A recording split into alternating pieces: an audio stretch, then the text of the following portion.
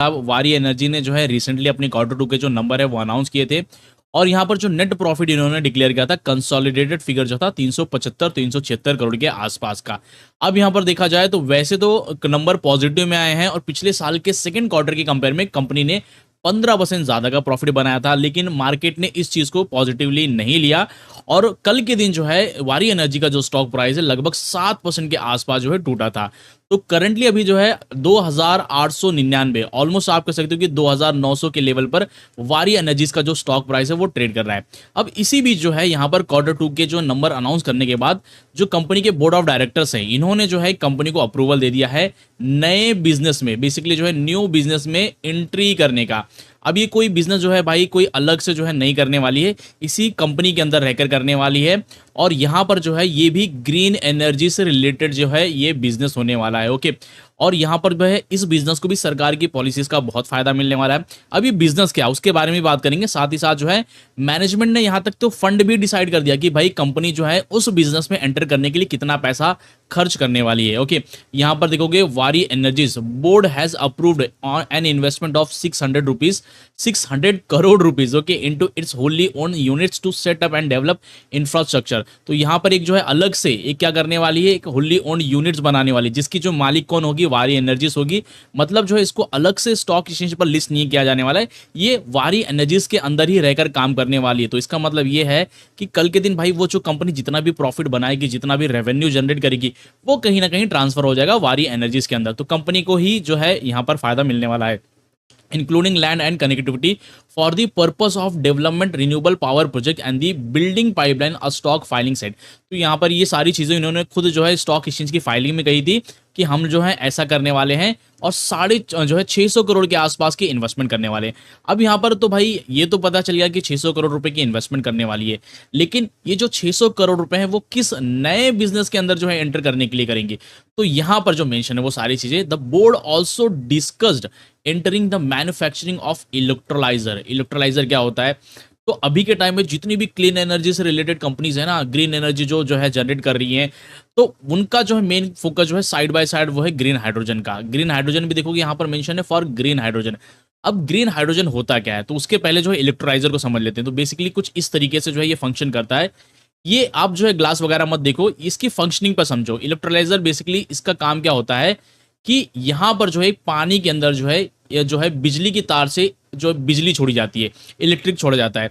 अब इसमें क्या होता है, इससे जो है रिएक्शन होता है। रिएक्शन होने के बाद जो है अब पानी किससे बनता है, पानी बनता है भाई H2O से। इसका जो केमिकल फॉर्मूला है दो हाइड्रोजन और एक ऑक्सीजन होता है। थोड़ा सा साइंस की क्लास में जाते हैं, ज्यादा बोर नहीं करूंगा, 2 मिनट लूंगा खाली, ताकि आप पूरा प्रॉपर तरीके से समझ जाओ कि भाई फंक्शन मतलब कंपनी का जो बिजनेस है वो किस तरीके से फंक्शन करने वाला है।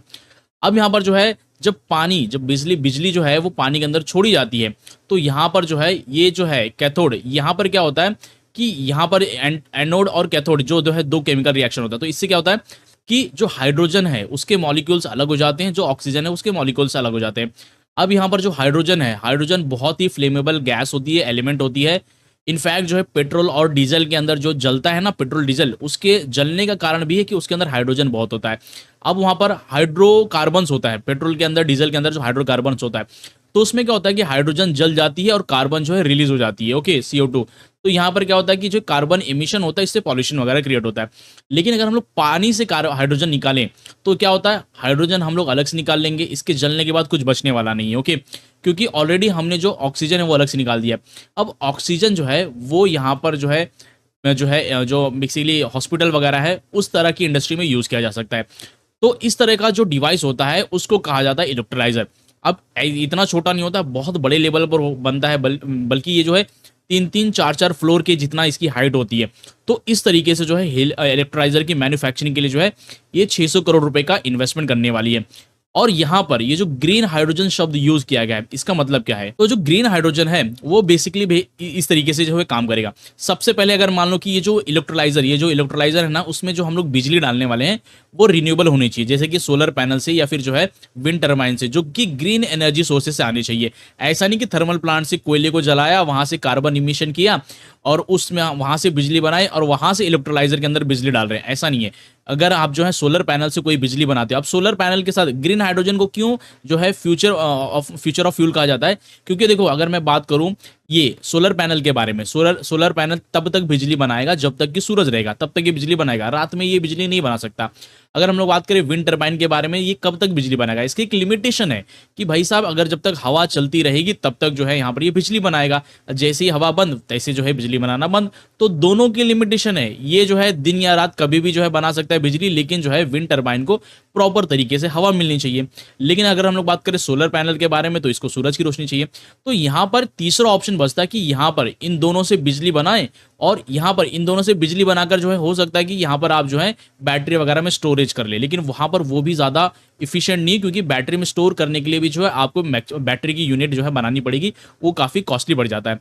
तो यहाँ पर क्या है, यहाँ पर उससे जो बिजली बनेगी उसको जो है यहाँ पर पानी के अंदर डाला जाएगा, पानी के अंदर जो है इलेक्ट्रिसिटी डालकर जो है हाइड्रोजन को अलग कर लिया जाएगा, ऑक्सीजन को अलग कर लिया जाएगा।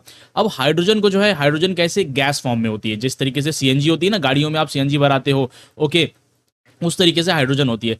तो हाइड्रोजन को एक जो है स्टोरेज के अंदर पंप जो है स्टोर कर लो यहाँ पर जो सीएनजी के माध्यम से, और यहाँ पर जो ऑक्सीजन है उसको जो है अलग से स्टोर कर लो। अब हाइड्रोजन जो है, हाइड्रोजन को आप किसी भी सेक्टर के अंदर यूज कर सकते हो, केमिकल मैन्युफैक्चरिंग के अंदर, प्लांट के अंदर जो है उसके अंदर भी यूज कर सकते हो, शिपिंग इंडस्ट्री के अंदर भी यूज कर सकते हो, एविएशन के अंदर भी यूज कर सकते हो। इनफैक्ट जो है आज के टाइम पर जो है जापान के अंदर बहुत सारी गाड़ियां हैं जो हाइड्रोजन के ऊपर चलाई जाती हैं, ओके। तो वहां पर जो है, वहां पर जो है उसके सेगमेंट के अंदर भी यूज कर सकते हो। इनफैक्ट हमारे जो रोड मंत्री हैं, तो वहां पर जो है नितिन गडकरी साहब, उनके पास भी हाइड्रोजन से रिलेटेड एक कार है जो कि मुझे लगता है कि ये है टोयोटा की है, ओके। तो वहां पर ये जो है फ्यूचर ऑफ फ्यूल है, तो यहीं पर ये जो है ग्रीन हाइड्रोजन का काम करती है। तो इसी तरीके से जो है काम करने वाली है। तो यहाँ पर ये कंपनी 600 करोड़ रुपए जो इन्वेस्ट करेगी वो ग्रीन हाइड्रोजन जो है बनाने के लिए करेगी। दूसरी जो चीज़ है कि जो लिथियम आयन बैटरीज हैं, जो lithium ion advance chemistry storage cell, ये बैटरीज का मतलब होता है, ये भी जो है बनाने में जो है काम करने वाली energy storage system, the company statement है। ये अभी तक काम इस सेगमेंट में नहीं कर रही थी, पहली बार जो है इन्होंने अनाउंसमेंट किया कि हम जो है भाई ग्रीन एनर्जी, ग्रीन हाइड्रोजन पर काम करेंगे, लिथियम बैटरीज पर काम करेंगे, एनर्जी स्टोरेज मतलब बैटरी वगैरह जो है उसकी मैन्युफैक्चरिंग पर काम करेंगे। इसके पहले जो है कंपनी क्या करती थी, कंपनी जो है सिर्फ सोलर मॉड्यूल वगैरह की मैन्युफैक्चरिंग करती थी, उसकी सप्लाई करती थी, इंस्टॉलेशन वगैरह करती थी। अब इससे रिलेटेड देखोगे, a detail plan about the project and investment will be disclose in the next 2 months.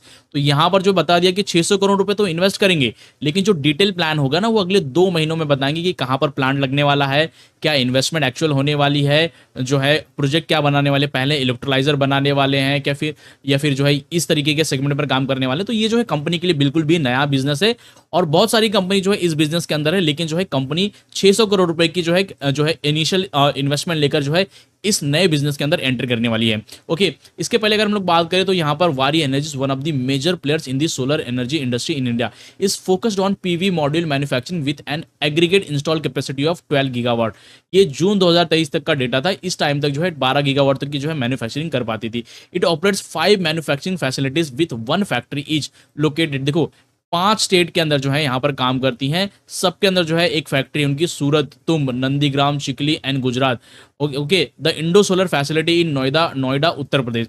अब इससे रिलेटेड जो है यहाँ पर न्यूज़ भी बताई गई, मतलब बेसिकली इन्होंने कल के जो इन्वेस्टर्स प्रेजेंटेशन है उसमें बताई कि तुम्ब के अंदर जो है 1 गीगावाट की जो है ये कैपेसिटी रन कर रहे हैं, नंदीग्राम में 1.1 गीगावाट की, और यहाँ पर चिकली में 9.6 गीगावाट की, सूरत के अंदर 0.23 गीगावाट की। इंडो सोलर के बारे में बात करें तो 1.3 गीगावाट की जो कैपेसिटी रन कर रहे हैं। और यहाँ पर यूएसए के अंदर बात करें तो इनका काफ़ी अच्छा खासा प्रेजेंस है। इनफैक्ट जो है ये अपना जितना भी सोलर मॉड्यूल है 44% से ज़्यादा जो है ये एक्सपोर्ट करते हैं 20 से प्लस कंट्रीज़ के अंदर। तो यहाँ पर जो फ्यूचर कैपेसिटी है जो अमेरिका के अंदर 3.4 गीगावाट की जो है यहाँ पर ये करने वाले, उसकी मैन्युफैक्चरिंग यूनिट चालू करने वाले। सेल यूएसए के बारे में बात करें तो बेसिकली जो है 5 गीगावाट के आसपास की जो है जो आयन बैटरी वगैरह से है ना, स्टोरेज वगैरह से रिलेटेड जो है ये जो है करने वाले काम। इंटीग्रेटेड फैसिलिटी इन उड़ीसा के अंदर जो है 6 गीगावाट की फैसिलिटी जो है ये भी रन करने वाले हैं। तो इतना बड़ा जो है इनका बिजनेस प्लान है। इनफैक्ट अगर हम लोग बात करें तो यूएसए के अंदर इन्होंने जो है 5.6 गीगावाट से ज़्यादा के जो है सोलर पैनल एक्सपोर्ट कर लिए हैं, ओके। और पिछले साल यहाँ पर जो है इन्होंने फाइनेंशियल ईयर 2024 में लगभग 6,500 करोड़ का जो है रेवेन्यू जनरेट किया था सिर्फ एक्सपोर्ट करके। ओके, तो इतना बड़ा इनका बिजनेस गोल है। अब अगर हम लोग बात करें क्वार्टरली रिजल्ट के बारे में, तो कल ही जो है यहाँ पर अनाउंस किया, कल मतलब 1-2 दिन हो गए हैं।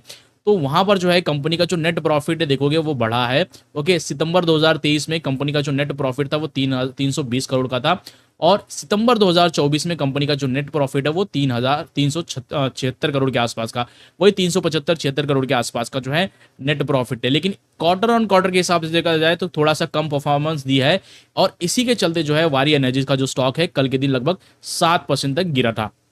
अगर हम लोग बात करें वारी एनर्जीज के जो है स्टॉक प्राइस के बारे में, तो 2,883 रुपए का जो है लेवल देखोगे पिछले अभी के टाइम पे चल रहा है। पिछले एक महीने में अच्छी खासी गिरावट के बाद भी जो है ये जो स्टॉक है लगभग 30% से ज़्यादा का जो है रिटर्न दे रहा है। और रीज़न ये है कि भाई 5 लिस्टिंग के 5 ट्रेडिंग सेशन के अंदर ये जो स्टॉक है लगभग 40% तक भाग गया था, जिसको लेकर एनएससी और बीएससी ने जो है क्लैरिफिकेशन भी मांगी थी कि भाई क्यों, कोई रीज़न तो है नहीं, फिर भी आपका जो स्टॉक है वो क्यों ज़्यादा भाग रहा है। ओके, तो यहाँ पर जो है मैनेजमेंट की तरफ से स्टेटमेंट आया था कि भाई ये जो प्राइस है वो मार्केट ड्रिवन है, हमारा इसमें कोई हाथ नहीं है। ओके, तो फिर बाद में फिर वारी एनर्जीज को मतलब फिर बाद में यूएसए ने क्या किया कि ट्रम्प की स्टेटमेंट आ गई कि भाई हम साहब जो है ना रिन्यूएबल एनर्जी से रिलेटेड जितने भी प्रोजेक्ट हैं वो रोकने वाले हैं, और उसके बाद जो है इस स्टॉक के अंदर पिटाई देखने को मिली। तो करंटली जो है 2,883 रुपए के लेवल पर ट्रेड कर रहा है, और इसका जो मार्केट कैप है 83,300 करोड़ रुपए का है। ओके।